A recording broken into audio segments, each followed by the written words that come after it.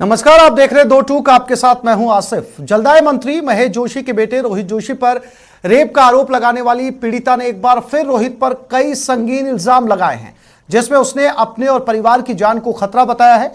पीड़िता का आरोप है कि उसे और उसके परिवार को बार बार धमकी दी जा रही है। उसे डर है कि आरोपी रसूखदार है और इस मामले में उसकी आवाज को दबाने के लिए कुछ भी किया जा सकता है।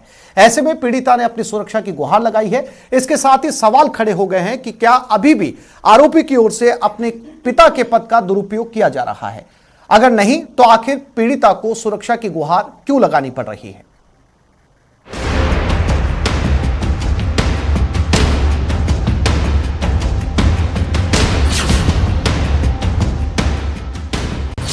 जान का है खतरा, धमकी बार बार,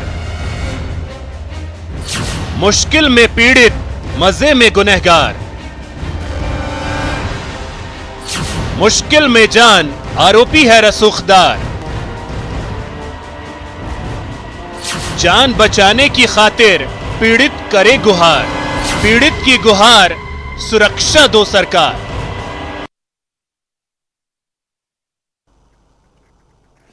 और आज दो टूक में बात इसी मुद्दे को लेकर कि आखिर लगातार पीड़िता सुरक्षा की गुहार लगा रही है और इसको लेकर तमाम राजनीतिज्ञों के बयान भी सामने आए। हमारे साथ आज कई पैनलिस्ट इस चर्चा में जुड़ चुके हैं। सबसे पहले उनका परिचय आपके साथ करवाते हैं, फिर चर्चा को आगे बढ़ाते हैं। सबसे पहले हमारे साथ स्टूडियो में मौजूद है डॉक्टर निमिषा, आप भाजपा प्रवक्ता हैं। गजेंद्र सांखला जी कांग्रेस की तरफ से हमारे साथ जुड़े हैं और एडवोकेट संजय महिला हमारे साथ स्टूडियो में मौजूद हैं। सबसे पहले जो है मैं कोशिश करूंगा गजेंद्र सांखला जी से बात करने की। गजेंद्र सांखला जी, मेरी आवाज आप तक पहुंच पा रही है? बिल्कुल आ रही है। गजेंद्र जी, चूंकि आज मुद्दा यह है कि पीड़िता ने लगातार ये गुहार लगाई है कि उसे सुरक्षा दी जाए। पीड़िता का कहना है कि जो मंत्री पुत्र हैं, रसूखदार हैं, उसे बार बार धमकी दी जा रही है। ऐसे में एफआईआर भी यहां दर्ज नहीं होती है। एफआईआर दिल्ली में दर्ज होती है, 0 एफआईआर, उसको दिल्ली में ही रेगुलर किया जाता है। तो कहां अड़चन आ रही है सुरक्षा देने के अंदर, जब मंत्री जी खुद कह चुके हैं कि वो सच के साथ हैं, न्याय के साथ हैं, और मुख्यमंत्री जी भी कई बार कह चुके हैं कि कानून अपना काम करेगा, तो सुरक्षा देने में कहां आपत्ति है? गजेंद्र जी, पहली बात तो आपको सर ये बताऊं, कोई सुरक्षा देने के अंदर दिक्कत नहीं है और आराम से उसको सुरक्षा दी जा सकती है। लेकिन ये चूंकि इस इश्यू को राजनीतिक इश्यू बनाया जा रहा है जानबूझकर, तो इसलिए उसकी एफआईआर दिल्ली के अंदर दर्ज हुई है। और जब दिल्ली में एफआईआर, हमें कोई एतराज नहीं है, दिल्ली में दर्ज हुई है, तो दिल्ली में जब एफआईआर दर्ज हुई है तो वो दिल्ली से ही सुरक्षा मांगे कि वही हमारी स्थिति ये है। जब उनको राजस्थान की पुलिस पर इकबाल ही नहीं है, उन्होंने एफआईआर दर्ज करना उचित नहीं समझा, तो इसका मतलब ये पुलिस, दिल्ली की पुलिस हो चाहे राजस्थान की पुलिस हो, वहां से उनको सुरक्षा मिल जाएगी अगर उनको सुरक्षा को खतरा है तो। और राजस्थान के अंदर अगर उन्होंने एफआईआर दर्ज की होती और वो ये एप्लीकेशन देवे कि मेरी सुरक्षा को खतरा है और मुझे पुलिस मुहैया कराई जाए। गजेंद्र जी गॉट योर पॉइंट, ठीक है, एजेंसी को, ठीक है गजेंद्र जी आपका पॉइंट। निमिषा जी, साफ तौर पर कहना है कांग्रेस प्रवक्ता का, अगर एफआईआर दिल्ली में दर्ज हुई है तो दिल्ली पुलिस से सुरक्षा मांगे। अगर राजस्थान में जो है वो राजस्थान की पुलिस पे उनको यकीन नहीं है, राजस्थान में अगर सुरक्षा एफआईआर दर्ज करवाई गई होती तो यहां से सुरक्षा मिल जाती। देखिए आसिफ जी, सबसे महत्वपूर्ण बात तो ये है कि राजस्थान की लचर कानून व्यवस्था को लेकर के आज भी भारतीय जनता पार्टी के महिला मोर्चे ने राज्यपाल जी को ज्ञापन दिया है। अब इस मुद्दे पर तो मुझे कई बार ऐसा प्रतीत होता है कि इस मुद्दे को जिस तरह से आप लोग ले रहे हैं, और तो ऐसा लगता है कि सबसे पहले तो मुझे वो जो विक्टिम है वो ये जानकारी उपलब्ध कराए कि राजस्थान में कहाँ उसने एफआईआर दर्ज करवाने की कोशिश की और कौन अधिकारी है जिसने उसको धमकाया और एफआईआर नहीं ली, जिससे दूध का दूध पानी का पानी हो सके। क्योंकि लचर कानून व्यवस्था से तो आज राजस्थान की आधी आबादी जूझ रही है, तो उस अधिकारी को संज्ञान में लाना चाहिए, उसको कटघरे में लाना चाहिए, जिससे कि साफ पाक हो जाए और सारी जानकारी सामने आए, जिससे ऐसा दुस्साहस कोई और अन्य अधिकारी ना कर सके। आसिफ जी, सबसे महत्वपूर्ण बात तो ये है। दूसरी बात ये कि राजस्थान की आज जो हालत हो गई है ना, आप देखिए राज्य सरकार ने कहीं ना कहीं, मुझे सरकार की मंशा ऐसी लगती है कि दंगों से ध्यान भटाने के लिए इस विषय पर चर्चा कर रही है। करिए आप, लेकिन दूध का दूध पानी का पानी तो करिए। आज भिलवाड़ा में 150 लोगों ने, एक व्यक्ति है सांवरलाल कीर, उसका नाम पूछ करके उसको मारने की कोशिश की। वो मुद्दा कहां है?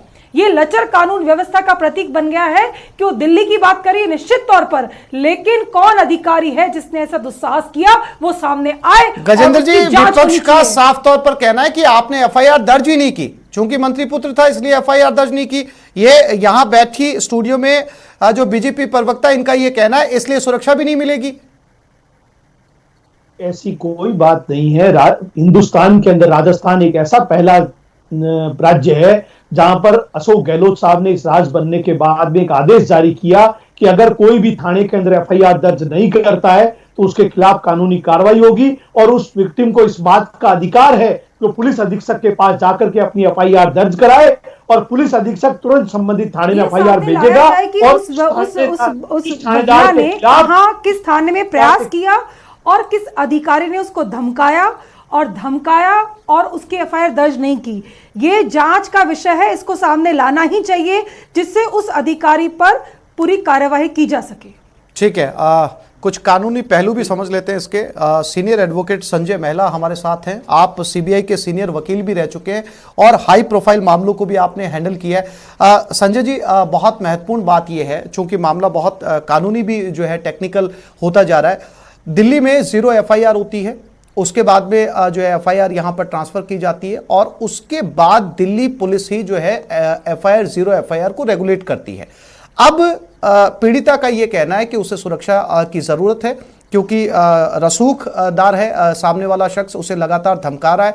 और कांग्रेस प्रवक्ता जो कि आपके सामने, उन्होंने स्टूडियो में यह कहा कि अगर वो यहां पर सुरक्षा मांगती है तो उन्हें सुरक्षा मिलेगी, चूंकि उन्होंने दिल्ली में एफआईआर दर्ज करवाई है तो सुरक्षा भी वहीं से ले। क्या कहता है कानून?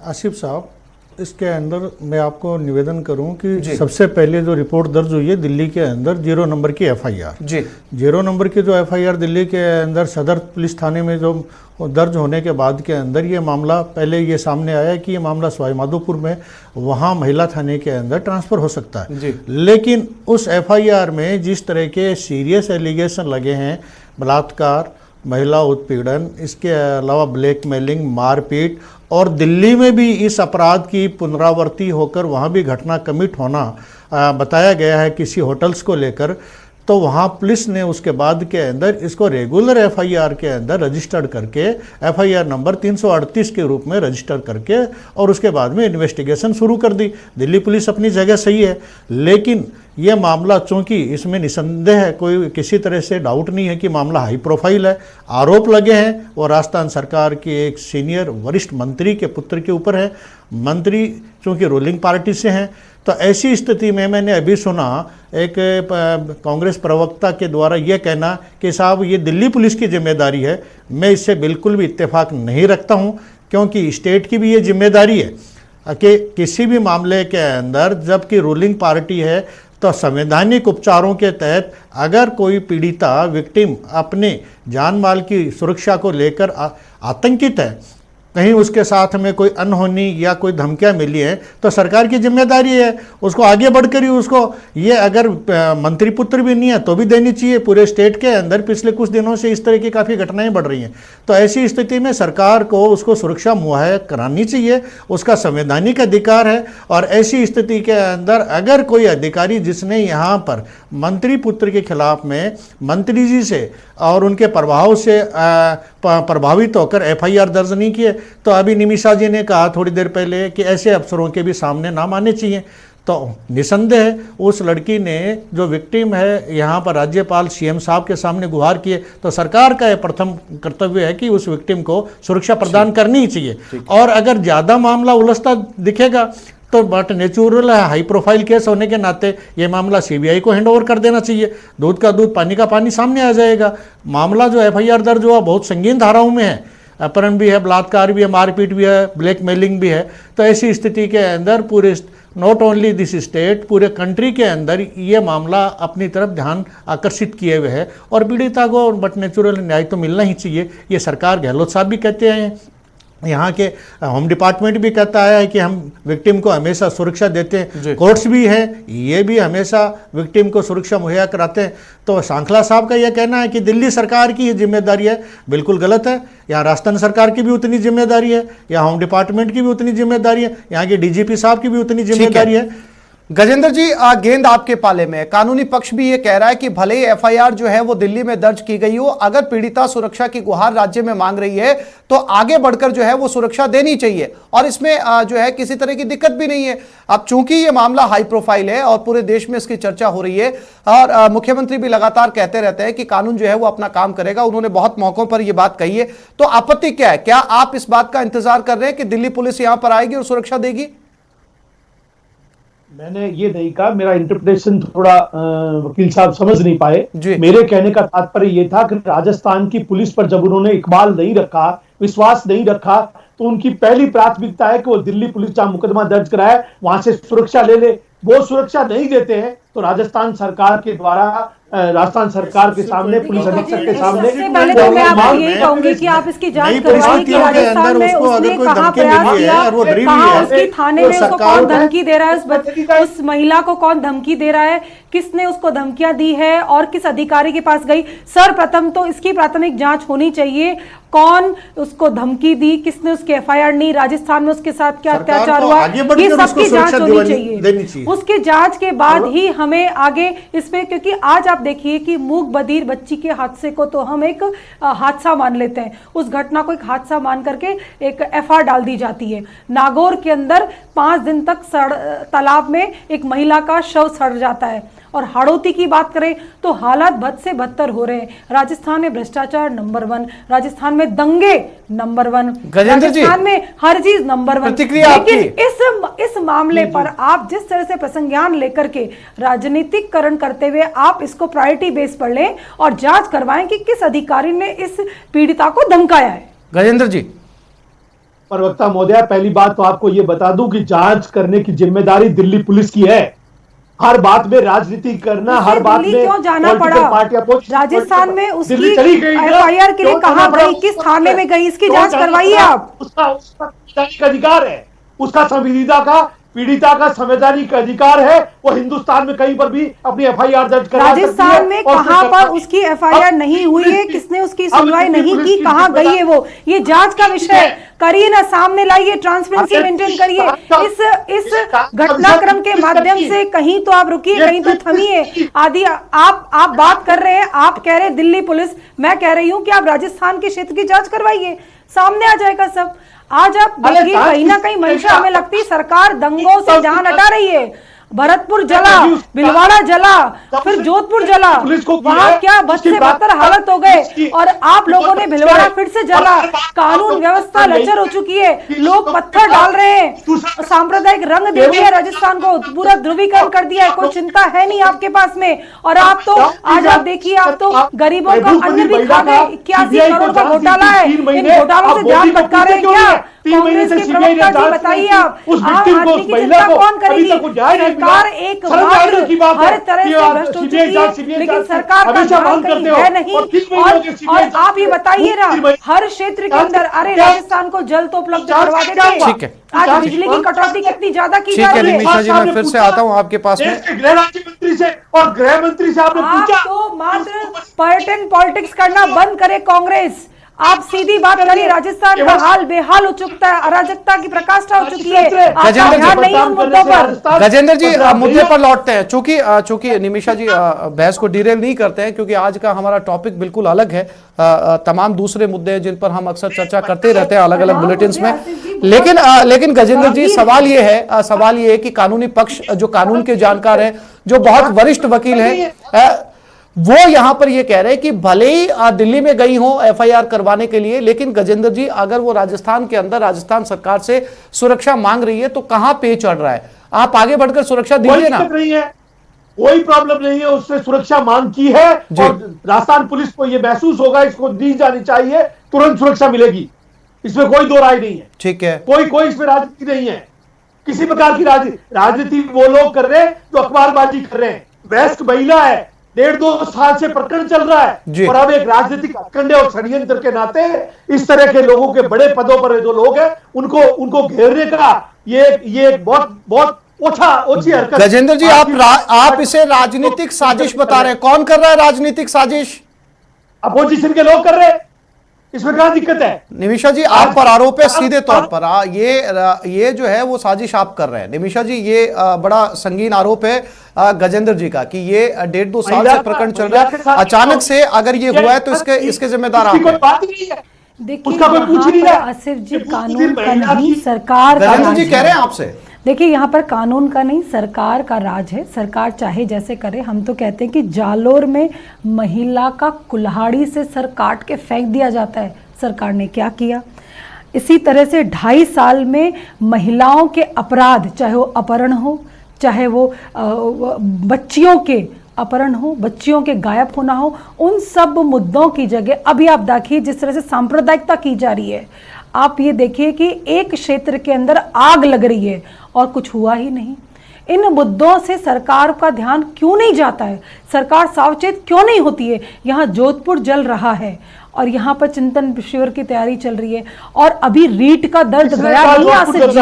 आज आप देखिए बेरोजगार अभ्यर्थियों की हालत देखिए। आपके पास स्थिति ये है कि शिक्षा के क्षेत्र में अनछुआ नहीं रहा है, लेकिन सूती सरकार को जगाने के लिए भारतीय जनता पार्टी हर मोर्चे पर कायम है, लेकिन सरकार का ध्यान ही नहीं है। आज बेरोजगार पूरा आज 3 साल बीत चुके हैं, लेकिन कोई रोजगार उपलब्ध नहीं कर सके और बेरोजगारी भत्ते को तो